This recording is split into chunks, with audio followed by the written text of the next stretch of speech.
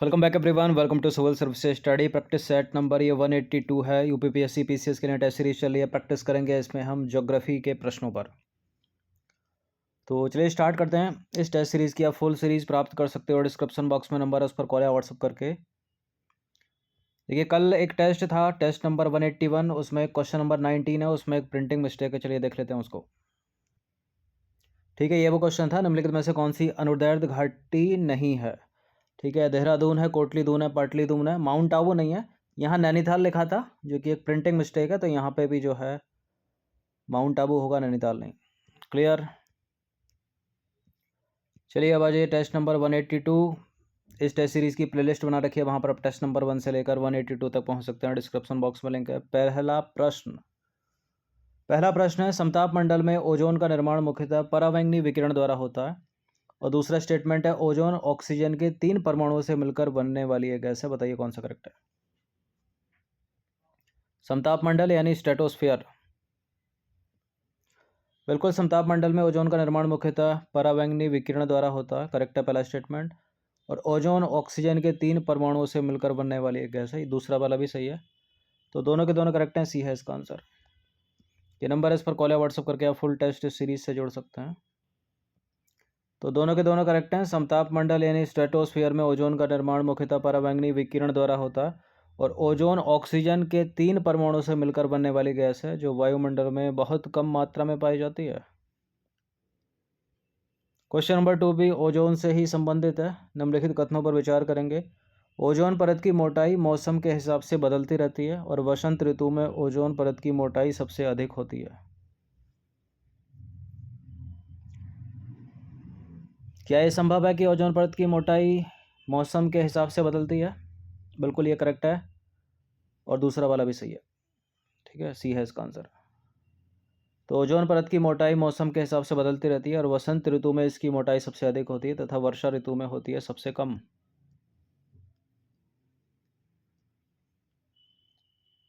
Question number 3 पर आ जाइए। निम्नलिखित कथनों पर विचार करेंगे। 2 स्टेटमेंट है यहाँ पर, कौन सा इसमें करेक्ट होगा। देखिए, अर्नीज नेस ने वर्ष 1973 में सबसे पहले गहन पारिस्थितिकी यानी डीप इकोलॉजी शब्द का प्रयोग किया था। और पारिस्थितिक नीस शब्द को सबसे पहले जोसेफ ग्रीनले ने वर्ष 1917 में प्रस्तुत किया था, जिसे इन्होंने सूक्ष्म आवास कहा। ठीक है, पारिस्थितिक नीस को सूक्ष्म आवास कहा, यानी माइक्रो हैबिटाट कहा, जोसेफ ग्रीनले ने। बिल्कुल, ये दोनों की दोनों बातें सत्य हैं, और सी है इसका आंसर। क्वेश्चन नंबर 4 पर आ जाइए। ओजोन दिवस कब मनाया जाता है? 16 कॉमन है, 16 सितंबर को मनाया जाता है ये। ठीक है, मॉन्ट्रियल प्रोटोकॉल पर हस्ताक्षर हुए थे। तो ओजोन दिवस 16 सितंबर को मनाया जाता है। वर्ष 1994 संयुक्त राष्ट्र महासभा ने प्रतिवर्ष 16 सितंबर को ओजोन अंतर्राष्ट्रीय ओजोन परत संरक्षण दिवस के रूप में मनाने की घोषणा की थी। ठीक है, वर्ष 1994 में, क्योंकि इसी दिन 16 सितंबर 1987 को मॉन्ट्रियल प्रोटोकॉल पर हस्ताक्षर किए गए थे। क्वेश्चन नंबर 5 पर आ जाइए। कोरल रीफ यानी प्रवाल भित्तियों को समुद्री वर्षावन कहा जाता है। क्यों कहा जाता है? प्रवाल अधिक वर्षा वाले क्षेत्रों में होते हैं, प्रवालों में जैव विविधता अधिक होती है, प्रवाल उष्ण और शीत धाराओं के मिलन स्थल पर होते हैं, या प्रवाल समुद्र के अत्यधिक सुंदर प्राकृतिक स्थान होते हैं। समुद्री वर्षावन क्यों कहा जाता है इनको? क्योंकि प्रवालों में जैव विविधता अत्यधिक होती है, बायोडाइवर्सिटी अत्यधिक होती है। तो प्रवाल भित्तियों को समुद्र का वर्षावन कहा जाता है, क्योंकि प्रवालों में जैव विविधता यानी बायोडाइवर्सिटी अत्यधिक होती है। क्वेश्चन नंबर 6 पर आ जाइए। भारत में पाए जाने वाले रोजवुड, एबनी और महोगनी किस प्रकार के वन है? कई बार बताया टेस्ट सीरीज में। उष्णकटिबंधीय पर्णपाती, उष्णकटिबंधीय कांटेदार, उष्णकटिबंधीय सदाबहार, पर्वतीय वन। पर्वतीय वन तो देवदार है। ठीक है, उष्णकटिबंधीय कांटेदार बबूल हो गया, कैक्टस हो गया, साल, शीशम, ये सब पर्णपाती हो गए। रोजवुड, एवनी, महोगनी ये हैं ट्रॉपिकल एवरग्रीन फॉरेस्ट, यानी उष्णकटिबंधीय सदाबहार वन या सदाहरित वन। ठीक है, 200 सेंटीमीटर से अधिक वर्षा। तो भारत में पाए जाने वाला रोजवुड, एवनी, महोगनी उष्णकटिबंधीय सदाहरित वन है, या वर्षा वन, या सदाबहार वन। नंबर 7 पर आ जाइए। जलीय क्षेत्र में रेड टाइड की घटना संबंधित है किससे? जू प्लैंकटन की तीव्र वृद्धि से, फाइटोप्लैंकटन की तीव्र वृद्धि से, विशिष्ट समुद्री स्थलों पर आने वाले ज्वार से, या गर्म एवं ठंडी जलधाराओं के मिलन स्थल से? रेड टाइड, फाइटोप्लैंकटन की तीव्र वृद्धि, ऑप्शन नंबर बी। देखिए, जलीय क्षेत्र में रेड टाइड की घटना फाइटोप्लैंकटन की तीव्र वृद्धि से संबंधित है। फाइटोप्लैंकटन क्या होते हैं? देखिए, फाइटोप्लैंकटन के बारे में जाने तो फाइटोप्लैंकटन समुद्र में पाए जाने वाले सूक्ष्म जीव होते हैं। ये महत्वपूर्ण पारिस्थितिक संकेतक हैं जो महासागरों में जीवन को नियंत्रित करते हैं। फाइटोप्लैंकटन सूर्य के प्रकाश को क्लोरोफिल के माध्यम से रासायनिक ऊर्जा में परिवर्तित करने के लिए प्रकाश संश्लेषण की प्रक्रिया में भाग लेते हैं, और ये कार्बन डाइऑक्साइड को ग्रहण करते हैं और ऑक्सीजन का उत्सर्जन करते हैं। सभी फाइटोप्लैंकटन प्रकाश संश्लेषण की प्रक्रिया में भाग लेते हैं, लेकिन कुछ फाइटोप्लैंकटन अन्य जीवों के उपभोग से भी अतिरिक्त ऊर्जा प्राप्त करते हैं।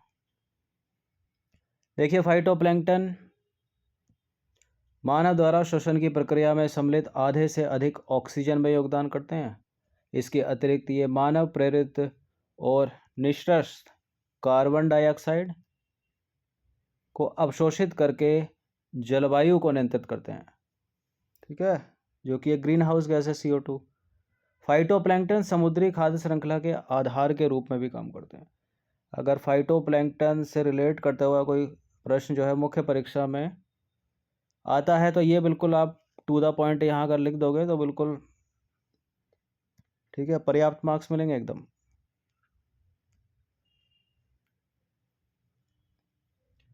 क्वेश्चन नंबर 8 पर आ जाइए। क्वेश्चन नंबर 8 है सुपोषण यानी यूट्रोफिकेशन, ठीक है, यूट्रोफिकेशन के बारे में क्या होता है ये, और इससे रिलेट करते हैं दो स्टेटमेंट। देखिए, यूट्रोफिकेशन की प्रक्रिया में जल में घुलित या जल में घुली ऑक्सीजन की मांग यानी BOD जो है बढ़ जाती है, और यूट्रोफिकेशन की प्रक्रिया में जल में घुली ऑक्सीजन की मात्रा भी बढ़ जाती है, ठीक है। जल में ऑक्सीजन की मांग बढ़ना और जल में ऑक्सीजन की मात्रा बढ़ना दो अलग अलग बातें हैं। कौन सा सही है इसमें? यूट्रोफिकेशन की प्रक्रिया में। देखिए, यूट्रोफिकेशन की प्रक्रिया में, ठीक है, जल में घुलित ऑक्सीजन की मांग बढ़ जाती है, ठीक है, लेकिन जल में ऑक्सीजन की मात्रा जो है वो घट जाती है।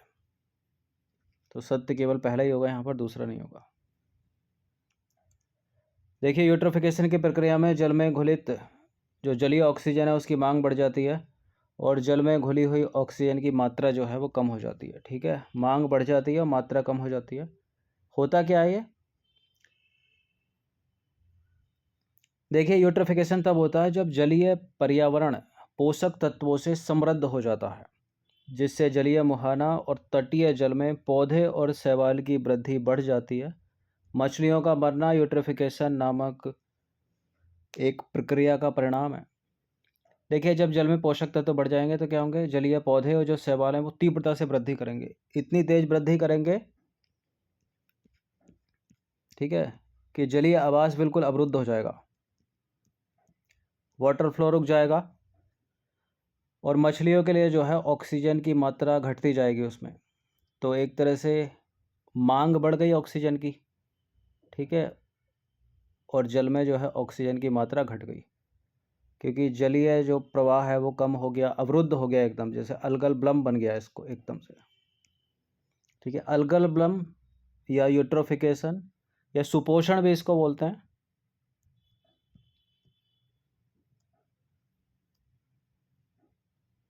क्वेश्चन नंबर 9 पर आ जाइए। निम्नलिखित कथनों पर विचार करेंगे। ऊर्जा का पिरामिड सदैव सीधा बनता है, और ऊर्जा का प्रवाह एक दिशीय होने के कारण उसका चक्रण और पुनर्चक्रण नहीं होता है। बताइए। देखिए, एनवायरमेंट इकोलॉजी में पिरामिड के प्रकार ही पूछ लेता है कभी कभी। तो पिरामिड के प्रकार 3 प्रकार के: ऊर्जा का पिरामिड, जीव संख्या का पिरामिड और जीव भार का पिरामिड। और तीन में से, इन तीनों पिरामिडों में से एक पिरामिड है जो हमेशा सीधा बनता है, ऑलवेज अपराइट डायरेक्शन, वो है ऊर्जा का पिरामिड। इस प्रश्न को कई बार करते हैं। और ऊर्जा का प्रवाह एक दिशीय होने के कारण उसका चक्रण और पुनर्चक्रण नहीं होता। ये दूसरा वाला भी स्टेटमेंट सही है, तो दोनों के दोनों करेक्ट हैं, सी है इसका आंसर। ठीक है। ऊर्जा का पिरामिड सदैव सीधा बनता है तथा ऊर्जा का प्रवाह एक दिशीय होने के कारण उसका चक्रण और पुनर्चक्रण नहीं होता है। ठीक है। एक पोषण स्तर से ऊर्जा दूसरे पोषण स्तर में जाती है। जैसे मान लीजिए इस पोषण स्तर में ऊर्जा 100% है तो अगले पोषण स्तर में इस 100 में से केवल 10% ऊर्जा ही जाएगी, फिर इसका 10% आगे जाएगी। ठीक है। इस 10 को अगर 100 मान लें तो इसका 10 जाएगी, फिर इस तरह से जो है ऊर्जा अगले पोषण स्तर में जाती है एक पोषण स्तर से। ठीक है। 100 में से 90% यहीं जो है खपत हो जाएगी, बची 10% आगे जाएगी। 10वां प्रश्न है किसी पाइतंत्र के विभिन्न पोषक स्तरों की कार्यात्मक भूमिका की तुलना के लिए कौन सा पिरामिड सबसे उपयुक्त होता है? ऊर्जा का पिरामिड, संख्या का पिरामिड, बायोमास का पिरामिड, इनमें से कोई नहीं। इसका उत्तर ऊर्जा का पिरामिड ये है इसका आंसर। तो किसी पाइतंत्र के विभिन्न पोषक स्तरों की कार्यात्मक भूमिका की तुलना करने के लिए ऊर्जा का पिरामिड, ठीक है, पिरामिड ऑफ एनर्जी सबसे उपयुक्त होता है। क्वेश्चन नंबर 11 पर अजीब निम्नलिखित में से किस जीव में शीत निष्क्रियता नहीं पाई जाती? तो ग्रीष्म निष्क्रियता पाई जाती होगी। चमगादड़ शीत निष्क्रियता दर्शाता है, कंगारू शीत निष्क्रिय, चूहा शीत निष्क्रिय, गिरगिट ग्रीष्म निष्क्रियता। देखिए गिरगिट में शीत निष्क्रियता नहीं पाई जाती। शीतकाल को सुप्तावस्था में बिताना ही शीत निष्क्रियता है। चमगादड़, कंगारू, चूहा, भालू आदि में जो है शीत निष्क्रियता पाई जाती है। गिरगिट में ग्रीष्म निष्क्रियता पाई जाती है। क्वेश्चन नंबर 12 पर अजय निम्नलिखित कथनों पर विचार करेंगे। दो स्टेटमेंट है, कौन सा इसमें करेक्ट होगा? कवक मूल पोषक तत्वों के तेजी से अपशोषण में सहायता करते हैं। पोषक तत्व यानी फॉस्फेट के। शैवाल और दीमक दोनों मिलकर नाइट्रोजन स्थिरीकरण करते हैं। नाइट्रोजन स्थिरीकरण यानी नाइट्रोजन फिक्सेशन। बिल्कुल ये करेक्ट है, दोनों के दोनों स्टेटमेंट सी है इसका आंसर।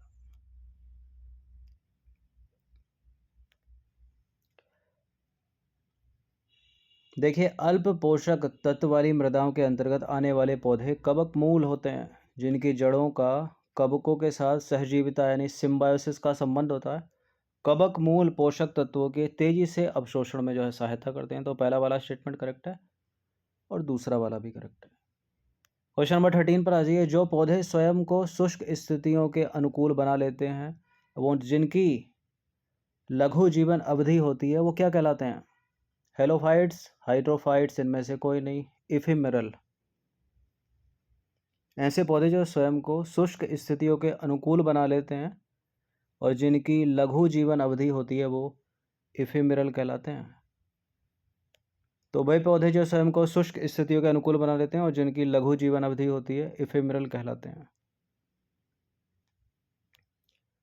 हाइड्रोफाइट्स जल में रहने वाले हो गए। ठीक है। अब आ जाइए क्वेश्चन नंबर 14 पर। निम्नलिखित कथनों पर विचार करेंगे। दो स्टेटमेंट है, कौन सा इसमें करेक्ट होगा? हाइड्रिला पूर्णतः डूबे हुए जलोद्भिद पौधे का उदाहरण है और जलकुंभी में फूले हुए पर्णवृत्त की उपस्थिति से पौधे जल की सतह पर तैरते रहते हैं। देखिए जलकुंभी में जो है फूले हुए ऐसे पौधे होते हैं, उसके पत्ते होते हैं, जिससे वो जल की सतह पर तैरता है। और हाइड्रिला पूरी तरह से डूबे हुए जलोद्भिद पौधे का उदाहरण है। बिल्कुल ये करेक्ट है, दोनों के दोनों स्टेटमेंट सही हैं। ये सी है इसका आंसर। क्वेश्चन नंबर 15 पर अजय निम्नलिखित में से कौन सा असमतापी प्राणी है? स्टार्टिंग में ज्योग्राफी बोल दिया है। ठीक है। इन्वायरमेंट इकोलॉजी का टेस्ट है ये।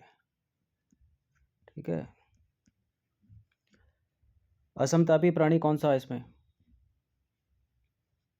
असमतापी प्राणी कौन सा नहीं है पूछा है। गिरगिट असमतापी, मेढक असमतापी, सांप असमतापी, पक्षी एक समतापी प्राणी है। तो पक्षी समतापी प्राणी है यानी हॉट ब्लडेड। ठीक है। और मनुष्य की बात करें तो मनुष्य समतापी प्राणी है जैसा पक्षी है, और जबकि कुछ असमतापी प्राणी हैं यानी कोल्ड ब्लडेड, जैसे कि मेढक, छिपकली, सांप। तो मनुष्य हम यानी हॉट ब्लडेड है, पक्षी हॉट ब्लडेड है, कोल्ड ब्लडेड मेढक, छिपकली, सांप यानी रेप्टाइल।